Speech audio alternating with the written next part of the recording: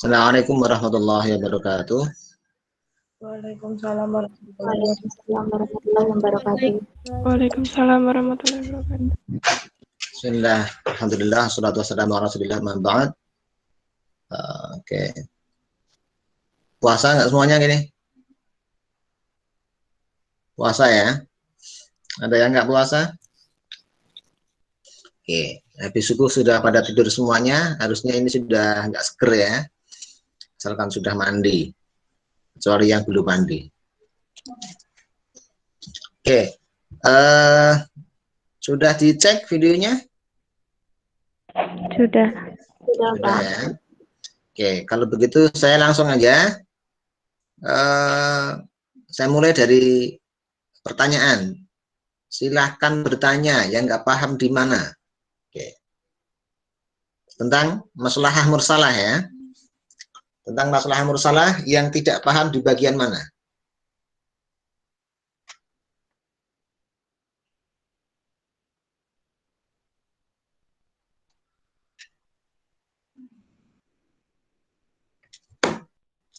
Paham semuanya?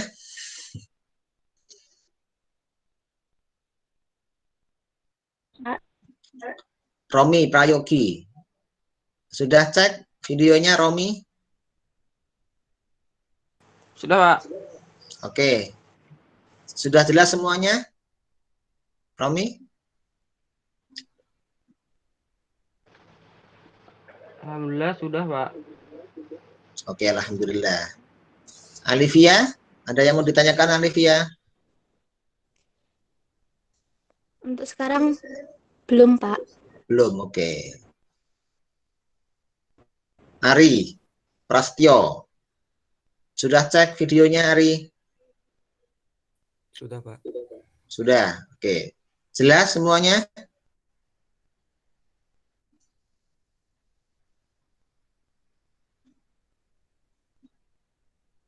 Jelas ya?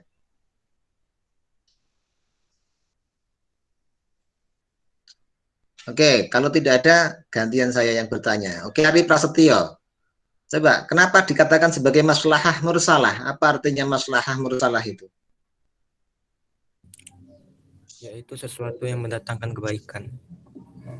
Oke, secara bahasa itu. Secara istilah? Disebut juga istislah yang bermakna mencari yang baik. Ya, itu baru secara bahasa. Secara istilah, oke. Prinsip kemaslahatan yang dipergunakan untuk menetapkan suatu hukum Islam atau perbuatan yang bernilai baik yang tidak ada dalil yang memerintahkan atau melarangnya. Oke. Jadi maslahah mursalah itu maslahah, kemaslahatan yang tidak ada dalil yang memerintahkannya dan tidak ada dalil yang melarangnya. Tetapi kalau itu diwujudkan, maka akan mewujudkan tujuan disyariatkannya sebuah hukum, yaitu utamanya di situ namanya jalbul masalih wa darul mafasid, mendatangkan kemaslahatan dan menolak keburukan. Itulah maslahah mursalah. Jadi tidak ada dalil yang memerintahkannya, tapi juga tidak ada dalil yang melarangnya. Oke. Oke. Sampai di sini ada yang belum jelas tentang maslahah mursalah di sisi definisinya?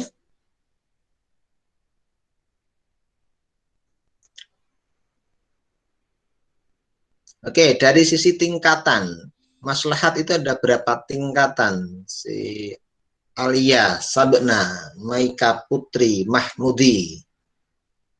Namanya banyak banget ya. Ada 3 tingkatan, Pak. Oke, apa saja? Maslahah daruriyah, maslahah hajiyah, dan maslahah tahsiniyah. Oke, apa itu maslahat daruriyah? Maslahah daruriyah atau maslahah primer yaitu maslahah yang menjadi perkara tegaknya kehidupan. Apabila ditinggalkan menjadi rusak dan timbul fitnah. Dan apabila diwujudkan kehidupan menjadi tegak, apabila ditinggalkan kehidupan mengalami kerusakan yang sangat besar. Oke. Arinia, maslahah doruriyat itu ada berapa macam? Ada 5, Pak. Oke, apa saja? 1, agama, yaitu kewajiban jihad. 2, jiwa, usaha mencari makan, minum, dan pakaian.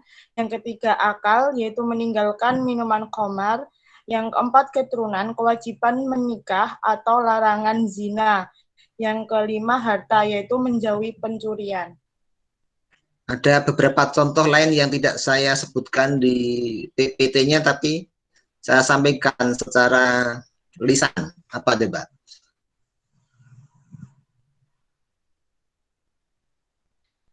Di masing-masing poin itu.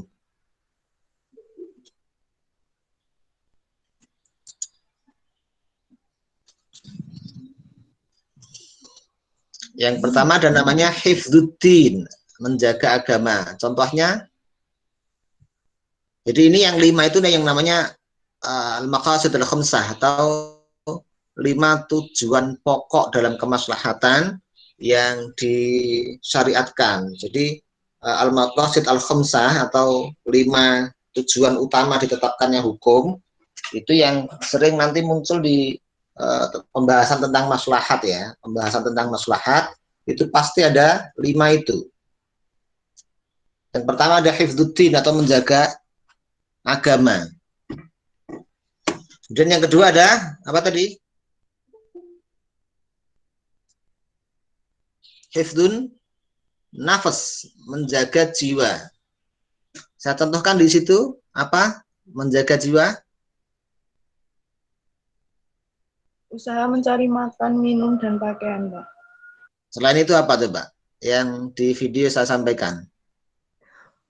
Hukuman bagi seseorang yang membunuh orang tanpa hak. Oke, adanya hukuman bagi orang yang melakukan pembunuhan tanpa hak. Jadi ada dalam hukum Islam ada kisos misalnya. Kemudian ada diat bagi orang yang membunuh. Ya. Itu dalam rangka menjaga jiwa supaya orang tidak mudah menghilangkan nyawa orang lain tanpa hak. Maksudnya tanpa hak itu apa? Ada nggak menghilangkan nyawa dengan hak itu?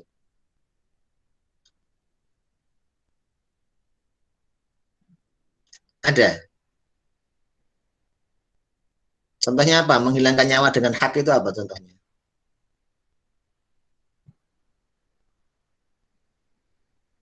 Ada yang bisa tahu? Coba.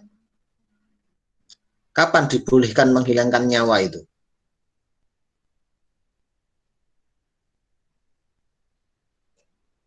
Apa contohnya dia, Okta?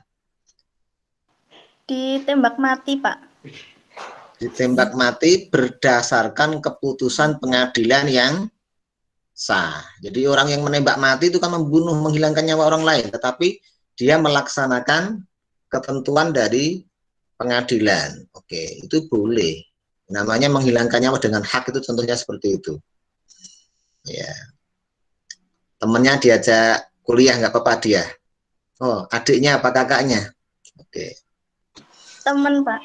Oh, temen ya. Kayaknya cowok ya? Iya, Pak, cowok. Saya di kampus. Oh, di kampus. Oke. Tak kira di kamar, masuk di kamar ada cowoknya itu. Oke.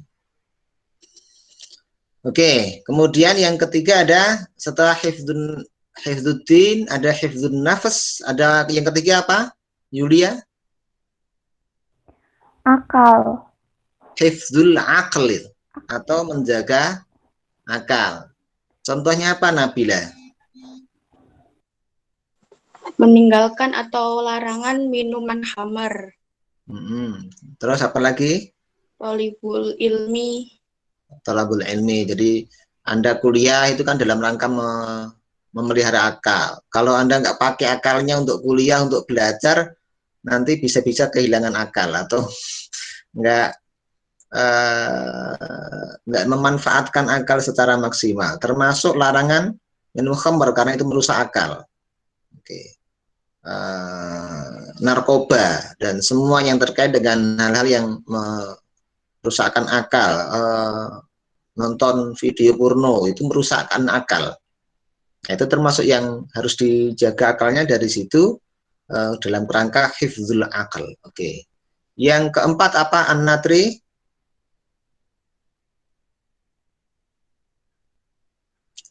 Ya. Lupa belum dinyalain, maaf. Iya. Keturunan. Apa? Keturunan. Dalam bahasa Arabnya apa?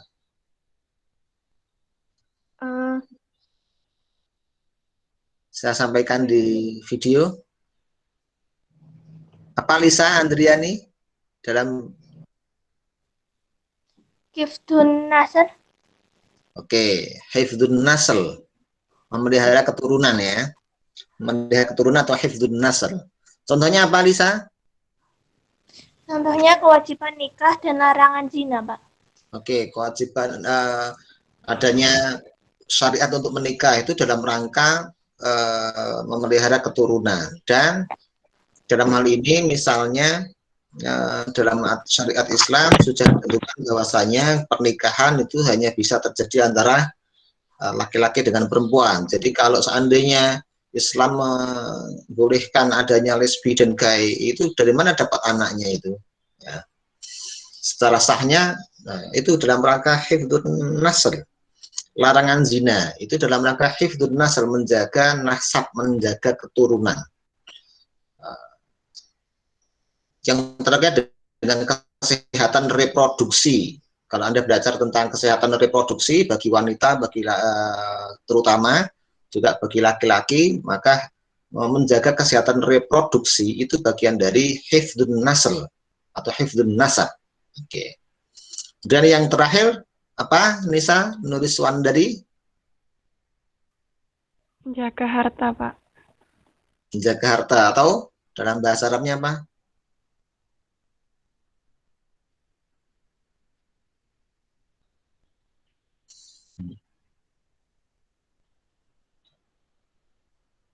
Khairiyatun. Apa khairiyatun? Bahasa Arabnya apa? Menjaga harta.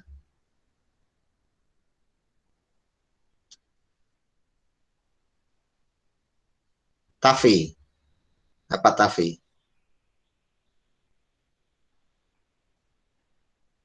Halo? Tafi bisa dengar? Oke. Nah, saya kira ngantuk atau gimana? Hifdzul mal. Hifdzul mal. Oke, menjaga harta. Contohnya apa, Tafi?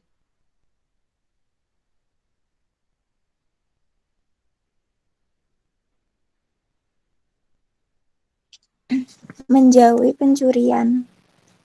Ya, adanya larangan mencuri, ada hukuman bagi pencuri dan sebagainya, itu dalam rangka menjaga harta. Hukuman bagi pencuri, hukuman bagi perampok, dan seterusnya.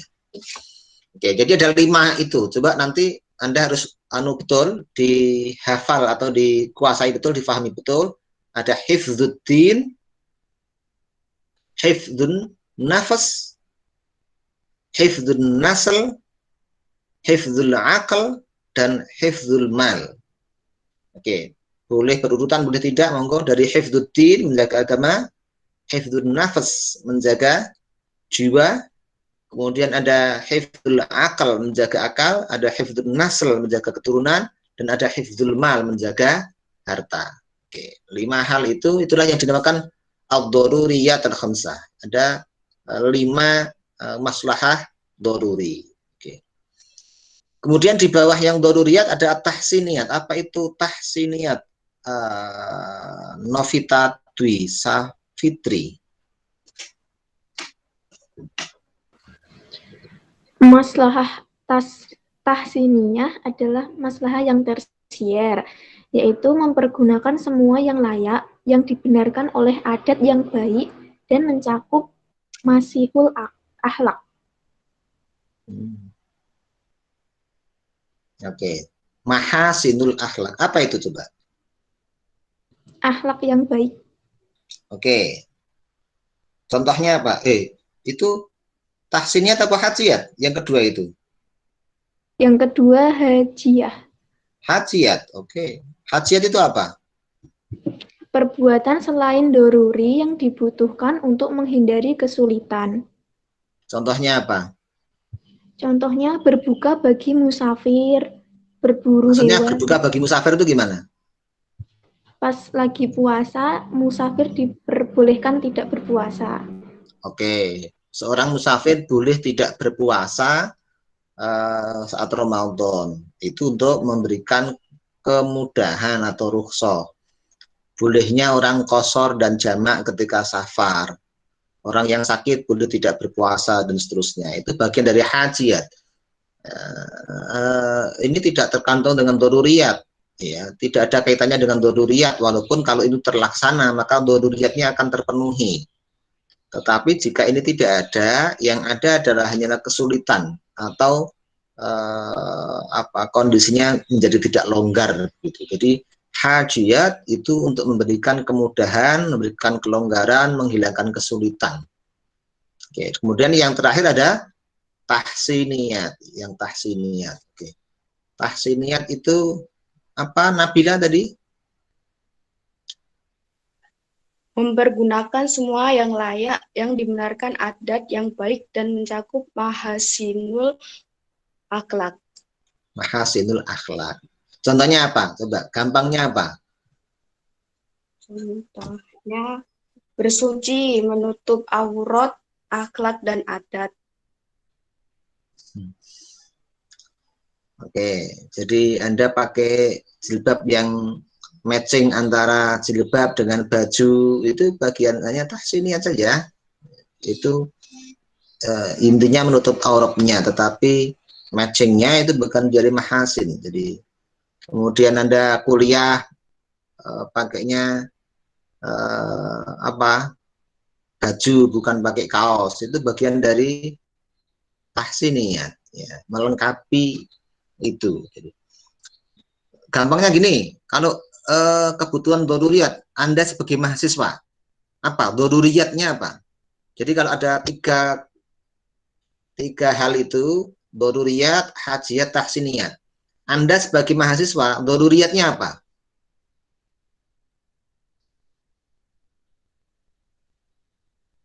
Apa, Prasetyo? Oh, hilang ya. Apa? Belajar. Belajar. Apalagi? Yang kalau tidak dilakukan, maka seluruh hak dan tanggung jawab Anda sebagai mahasiswa itu pasti akan rusak. Contohnya apa? Apa dia Okta? Itu temannya banyak banget di belakangnya itu ya. Iya, Pak. Ini di ruang mana tuh itu? Di gedung UKM. Oh, di UKM. Oke. Apa contohnya dia Okta? Contoh, kenapa tadi, Pak? Loh, itu kan karena di belakangnya banyak banget yang ganggu itu dan kamu meladenin mereka, jadi akhirnya nggak fokus dengan kuliahnya. Iya, Pak, maaf, Pak. Apa tadi pertanyaannya, Shelly?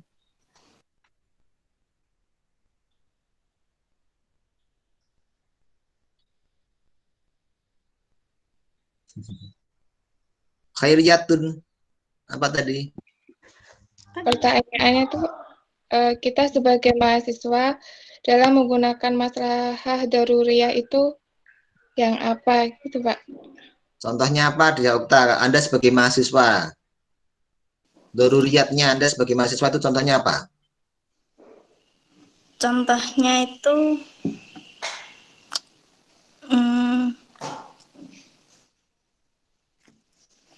tolabul ilmi, Pak. Berkewajiban tolabul ilmi.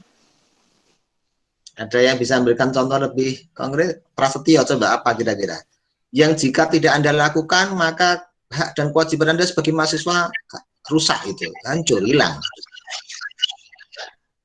Bayar SPP, bayar UKT, Pak. Nah, bayar UKT, itu doruriyat namanya. Iya, betul. Bayar UKT itu doruriyat. Karena kalau Anda nggak bayar UKT, nggak bisa registrasi. Kalau nggak bisa registrasi, Anda nggak boleh kuliah, gitu. Nggak dapat hak Anda sebagai mahasiswa. Itu namanya doruriyat. Oke. Itu namanya doruriyat. Kalau yang hajiat, contohnya apa? Romi. Kira-kira apa, Romi?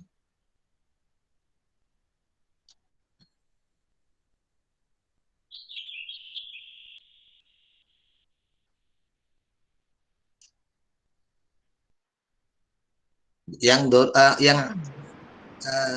hajiat, misalnya apa? Alia, Sabna, coba kira-kira apa yang hajiat bagi mahasiswa? Yang doruriyat misalnya bayar UKT gitu ya. Yang hajiat kira-kira apa? Yang itu mempermudah mahasiswa.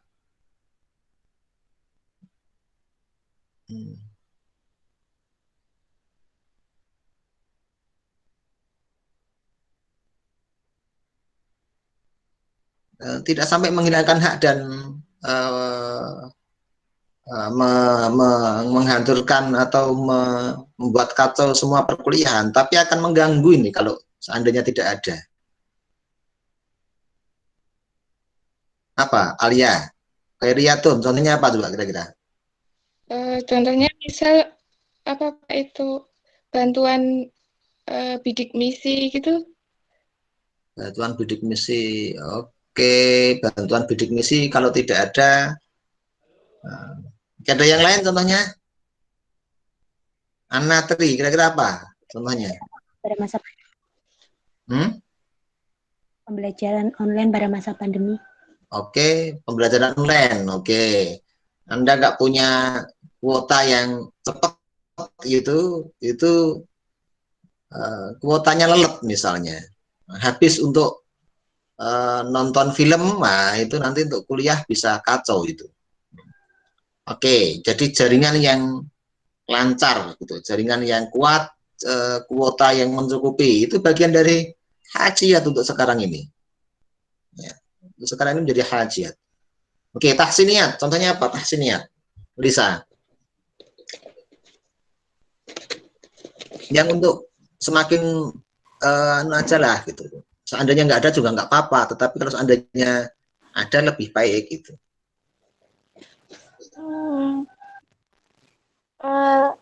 Memakai rok, mahasiswa pergi ke kampus memakai rok, Pak. Oke. Oke. Memakai rok ke kampus, nggak pakai celana ketat gitu ya.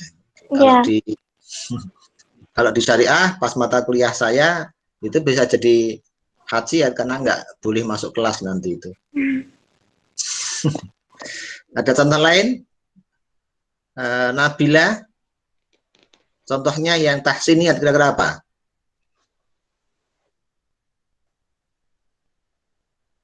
Anda punya laptop yang bagus untuk ini misalnya. Oke. Punya laptop yang bagus untuk pembelajaran ini misalnya. Itu bagian dari tahsiniyat. Karena nggak punya laptop sebenarnya masih mungkin bisa pinjem lah atau pakai HP-nya masih mungkin bisa. Itu namanya tahsiniyat. Oke, itu maslahah mursalah. Jadi ada maslahah tingkatannya seperti itu, kemudian maslahah mursalah itu yang tidak ada perintah dan larangannya. Contohnya yang paling jelas maslahah mursalah itu apa, Arinia? Contoh maslahah mursalah.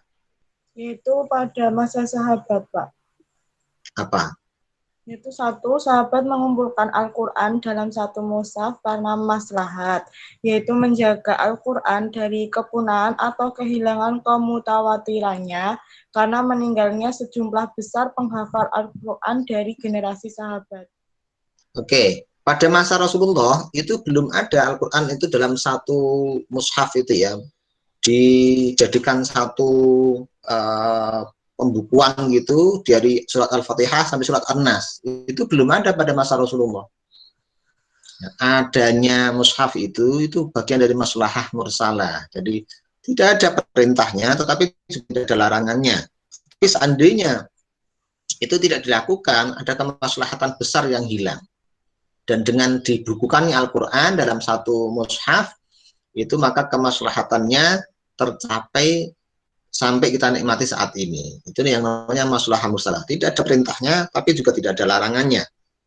Tapi jika diwujudkan, maka akan mencapai sebuah kemaslahatan yang besar dalam agama. Oke, ada contoh lain? Alivia?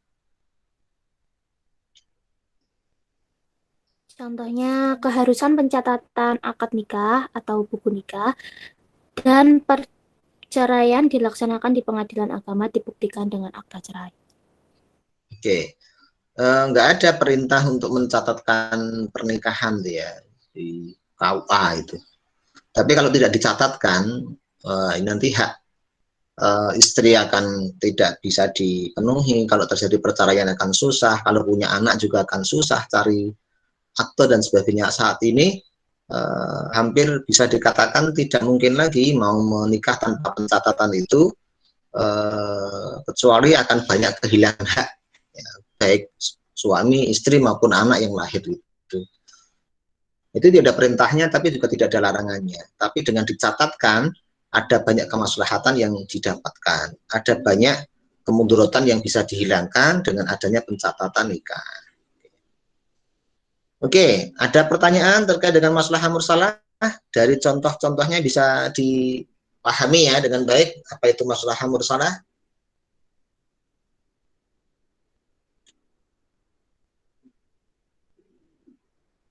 Ada pertanyaan?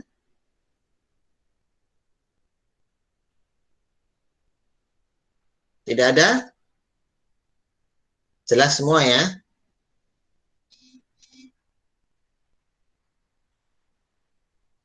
Oke, kalau sudah jelas semuanya, untuk pagi ini perkuliahannya saya cukupkan.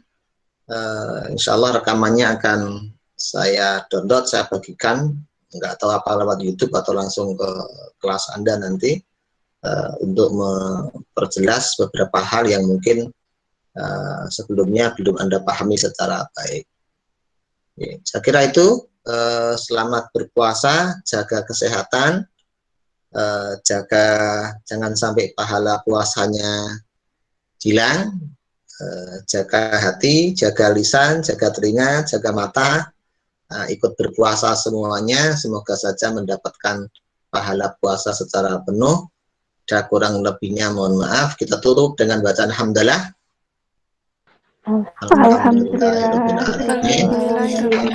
Alhamdulillahirabbil alamin warahmatullahi wabarakatuh. Waalaikumsalam. Waalaikumsalam warahmatullahi wabarakatuh.